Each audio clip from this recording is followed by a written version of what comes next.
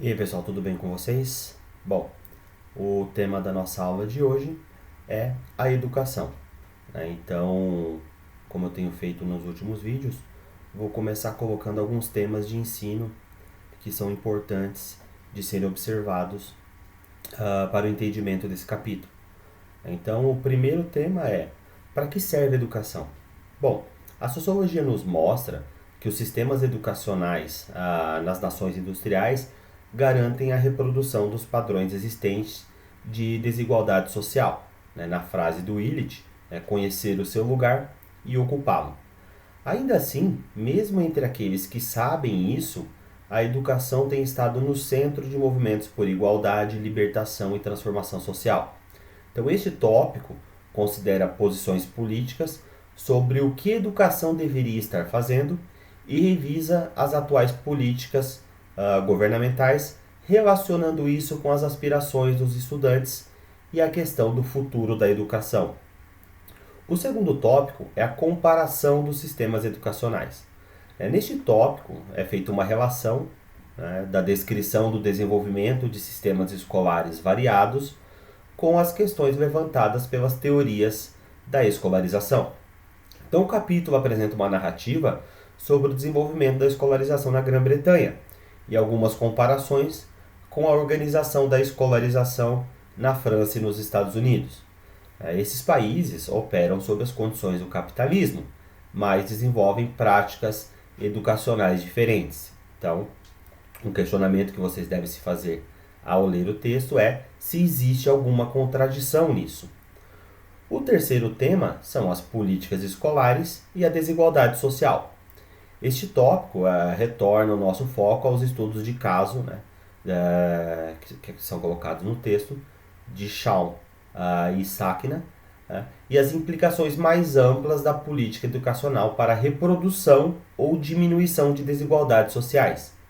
Ele agrega algumas seções sobre educação secundária e política e também desigualdade e educação, juntamente com alguns exemplos recentes de políticas educacionais propostas, oferecendo para vocês aí a oportunidade de refletir sobre questões levantadas ao longo do texto em um novo contexto de políticas públicas.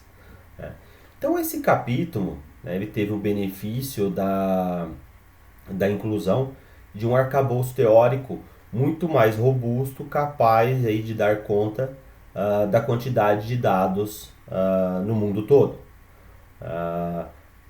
Se vocês observarem outras edições, vocês vão ver que o capítulo foi reestruturado, né, iniciando com teorias para preparar esse cenário, com a seguinte pergunta, que é o nosso primeiro tema de ensino: para que serve a educação? Então, as histórias contrastantes de Sakina, na zona rural da Nigéria, e Shawn, de uma área urbana no Reino Unido, vão definir o tom do capítulo, levantando questões de desigualdade, também de acesso à oportunidade de educação e escolarização. E, mais uma vez, questionando para que educação serve e deveria servir em contextos sociais bastante diferentes. Também pode ser levantadas questões metodológicas interessantes a respeito desses tipos de estudos e dados, bem como questões substanciais sobre a reprodução de desigualdades sociais e a administração das interações e identidades sociais que os dois atores aí do nosso caso colocam, né, que eles enfrentam. O capítulo faz uma distinção entre educação e escolarização antes de abordar temas e teorias concorrentes sobre educação.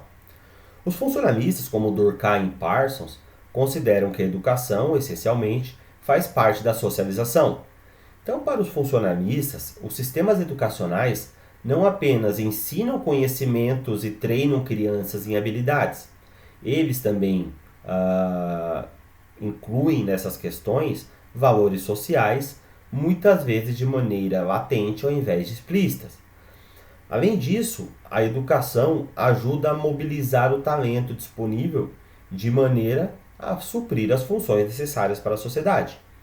Os teóricos funcionalistas consideram a educação em massa como parte de um processo pelo qual a criança deixa a família e parentes próximos como pontos de referência e onde é avaliada por critérios particularistas e entregue-se ao mundo mais amplo de valores compartilhados e avaliação contra marcos universalistas de referência. Pode-se enxergar um tipo de funcionalismo do conflito na obra de marxistas como Bowles e Gintz, que argumentam que, de fato, as escolas preparam os jovens para a vida e o trabalho, mas no contexto de uma sociedade capitalista desigual. Nesse contexto, a escolarização vigente corresponde ao local de trabalho, ensinando às crianças disciplina, obediência e deferência a figuras de autoridade. Dessa forma, o sistema não é meritocrático e, ao invés de usar o talento disponível na sociedade, o sistema educacional, na verdade, o desperdiça. Tanto os funcionalistas quanto os marxistas concordam que existe um currículo oculto nos sistemas educacionais, e essa ideia é investigada por Illich, em seu argumento de que os jovens estão efetivamente em um processo de desespecialização ao invés de especialização. Para Illich, as escolas não são o melhor local para a educação para a vida, e ele defende a desescolarização ampla da sociedade de maneira a facilitar a educação genuína e a aquisição de conhecimento em uma variedade de outras situações. A seção seguinte do texto concentra-se na reprodução cultural e cobre algumas teorias importantes. A importância da linguagem na atividade educacional é abordada por meio da distinção de Bernstein entre códigos elaborados e restritos, que é apresentada como um estudo clássico. Isso não é interpretado como exemplo de privação cultural, mas como uma incompatibilidade entre o código restrito da criança, geralmente de classe trabalhadora, e o código elaborado da escola. Um segundo estudo clássico, Aprendendo a Trabalhar, de Willis, documenta a contribuição ativa que os estudantes podem dar para a reprodução da ordem social e a manutenção do seu lugar dentro dela, formando e participando de contraculturas escolares rebeldes. As crianças fracassam na escola e, a partir daí, ainda que de forma involuntária, fazem aquilo que o sistema exige que façam mesmo assim. Esse exemplo é atualizado com o estudo de Mack e Gale sobre a produção de masculinidades. O estudo do McLeod sobre gangues masculinas em Boston é incluído aí no texto porque mostra que as percepções subjetivas, como a crença das pessoas de que podem ou não vencer na vida ou conseguir um emprego decente, são efetivas para produzir resultados pós-escolares positivos e negativos. A maioria das primeiras pesquisas sobre subculturas escolares concentra-se em garotos, mas existe um corpus de trabalho relacionados com as experiências de garotas e jovens do sexo feminino. McRobb Lees e outros pesquisadores da mulher observam que uma parte do currículo oculto envolvia a reprodução de normas femininas apropriadas e a streaming das garotas em sujeitos adequados para papéis domesticados. Enquanto Spender argumenta que muitos livros didáticos, talvez de forma involuntária, estavam repletos de sexismo e papéis tradicionais de gênero, nos quais as mulheres eram retratadas como secundárias aos homens. Essa sessão ela conclui com uma discussão detalhada do trabalho do Bourdieu sobre formas de capital que podem ser trocadas. A ênfase nesse ponto do texto é no capital cultural, transmitido e adquirido por meio dos sistemas educacionais. O arcabouço teórico de Bourdieu também inclui o conceito de hábito, como uma disposição apreendida como conduta corporal que desempenha um papel crucial na percepção do self e pode ser observado nos estudos sobre os machos, Yates, na pesquisa de Willis e McIngrail. Abordando as divisões sociais em educação, A seção seguinte do trabalho começa com um quadro sobre as escolas públicas da Grã-Bretanha, inadequadamente identificadas como tal. Depois analisa debates sobre coeficiente de inteligência, que foram centrais ao pensamento educacional em diversos períodos e contextos sociais. Discutindo debates sobre a inteligência, o capítulo aborda as diferenças individuais. Os estudantes, provavelmente, considerarão interessante o argumento de que as medidas do coeficiente de inteligência mostram que certas pessoas nascem mais inteligentes do que as outras e que isso implica e que isso explicaria os diferentes resultados educacionais. A discussão sobre as guerras da curva normal devem demonstrar como esses argumentos podem ter carga política. Da mesma forma, contudo, o argumento de que a inteligência deve ser vista como um fenômeno nada unidimensional tem um forte apelo para o senso comum. Todos conhecemos estudantes inteligentes, mas indolentes, que fracassam, e estudantes confiáveis, mas nada excepcionais, que se saem muito bem. O trabalho de Gilborn e Yondell traz ao novo século os debates sobre a rotulação e a profecia autorrealizável, considerando as maneiras em que a noção de capacidade substituiu a retórica dos professores e escola, uma noção moldada de forma crucial pela publicação das tabelas da Liga de Escolas, onde o número de candidatos que tiram notas A até C é considerado um indicador particularmente significativo e define informalmente a distribuição de recursos, incluindo melhores professores dentro das escolas. Então, talvez a noção de inteligências múltiplas, incluindo a da inteligência emocional, possa ajudar a explicar, a desafiar a priorização de certos tipos de inteligência inerentes em políticas educacionais e nas formas em que os estudantes são vistos pelos outros e por si mesmos. Também são considerados diferenciais de gênero no nível de realização educacional. Enquanto no passado a preocupação girava em torno das dificuldades das garotas, hoje está claro que em muitas sociedades envolvidas, as mulheres jovens apresentam melhor desempenho que os homens até o nível universitário. Então, pessoal, o problema dos garotos fracassados tem sido relacionado com preocupações mais amplas sobre uma suposta crise de masculinidade em situações do mercado de trabalho, em que não há espaço para determinados tipos de valores. Pode ser então que a crise seja realmente um fenômeno específico da classe trabalhadora. As áreas de desvantagem para as mulheres permanecem para as poucas que procuram cursos em ciência e tecnologia, que levam a alguma das carreiras mais bem remuneradas. Nas instituições de ensino superior, ainda temos enormes desigualdades, com os homens ocupando posições superiores e recebendo melhor do que suas colegas do sexo feminino no mesmo nível.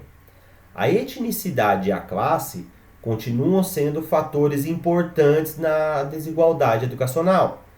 Por exemplo, vistos como um todo, os jovens de grupos de minorias étnicas não subrepresentados na educação superior na Grã-Bretanha, e também que esse fato oculta as grandes diferenças entre os grupos étnicos.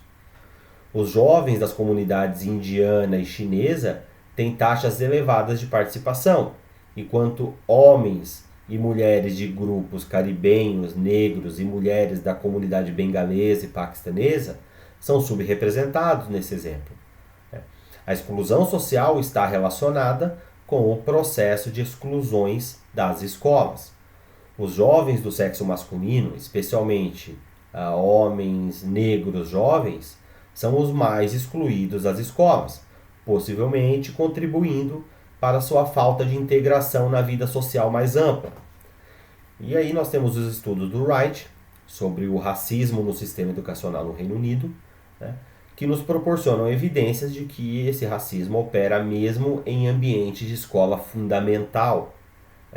É difícil fazer comparações internacionais na área de educação, pois os países organizam seus sistemas e qualificações de maneira bastante distintas.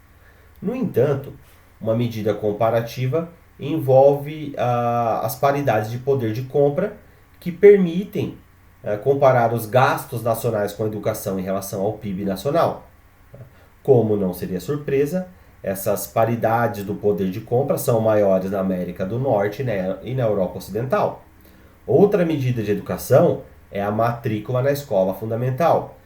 E nessa medida, a situação global tem melhorado bastante, com aproximadamente 86% dos indivíduos na faixa etária relevante ao ensino fundamental estando matriculados em 2004. Todavia, o padrão é desigual. Se pegarmos, por exemplo, a África subsaariana, o Sul e o Oeste da Ásia, ainda temos ali 50 milhões de crianças em idade para o ensino fundamental sem nenhuma forma de educação. Então, embora a taxa global de alfabetização esteja melhorando, o número absoluto de indivíduos analfabetos está aumentando à medida que a população mundial cresce. E nesse ponto, o texto se volta para a nova face da educação e apresenta uma breve história da educação no Reino Unido, com o seu estudo de caso histórico. O tipo de educação em massa, considerado normal em nações desenvolvidas, é situado como produto da industrialização e urbanização do século XIX. À medida que a sociedade progride, o conhecimento transmitido se torna cada vez mais abstrato e as qualificações se tornam trampolins importantes. Apresenta-se, então, uma visão geral do desenvolvimento da educação em massa na Grã-Bretanha, introduzindo as mudanças fundamentais da Lei de Educação de 1944 e da Lei da Reforma da Educação de 1988. E aí o New Labour surpreendeu muitos ao manter as escolas baseadas na gramática e subsidiadas, na forma de escolas fundamentais, e rejeitar muitos argumentos tradicionais de viés esquerdista sobre as desvantagens sociais e as conquistas escolares. Ao contrário, o modelo se baseou da concentração em estilos e gestão da educação dentro de cada escola por meio de iniciativas como as estratégias de alfabetização e alfabetização numérica e promovendo a variedade e competição entre diferentes tipos de escola, como academias municipais e escolas especializadas. Todas as nações desenvolvidas estão verificando um aumento na participação na educação pós-compulsória. A classe social de origem continua a ter um efeito profundo nas chances de receber um ensino superior. Um aumento no número de estudantes faz parte de uma crise mais ampla nas verbas da educação na Grã-Bretanha, conceituada muitas vezes como um debate entre o financiamento pelo contribuinte geral, devido aos benefícios sociais e econômicos coletivos de uma população educada, e o pagamento direto do estudante, que se beneficiará individualmente com um aumento consequente em sua renda ao longo da vida, como resultado da educação superior. As bolsas para manutenção de estudantes foram abolidas com a introdução simultânea de taxas e empréstimos aos estudantes. Então, o governo, no caso britânico, se compromete em expandir a participação de grupos tradicionalmente subrepresentados no ensino superior. A mudança para os indivíduos terem que pagar por sua educação superior foi considerada uma ameaça a esse objetivo.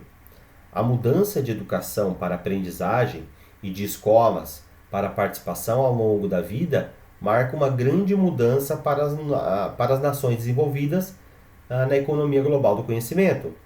O impacto das notas tecnológicas da informação e comunicação reflete e informa a velocidade e o alcance das mudanças. Os governos e empresas privadas continuam a responder a essas novas condições e, para concluir, o texto nos traz uma discussão sobre o papel e o lugar das chamadas universidades virtuais do século XXI. Bom, pessoal, eram esses os principais pontos que eu gostaria de abordar com vocês. Nós vamos discutir bastante essa questão buscando trazer a experiência com o estudo do Giddens sobre o modelo europeu e americano para a nossa realidade. E é isso que eu espero de vocês quando nos encontrarmos daqui a pouquinho, certo? Muito obrigado a todos pela atenção e até a próxima.